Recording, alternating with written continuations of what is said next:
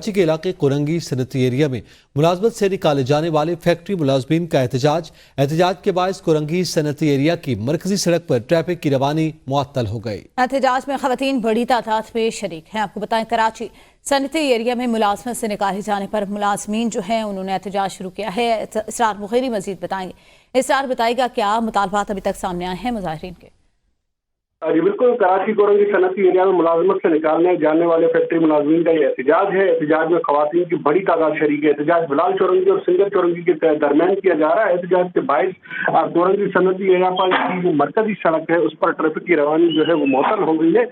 साथ ही साथ एहतजाज और ट्रैफिक जाम की इतलात इलाके में पुलिस और ट्रैफिक पुलिस की जो है वो भी नफरी मौके पर पहुंच गई है।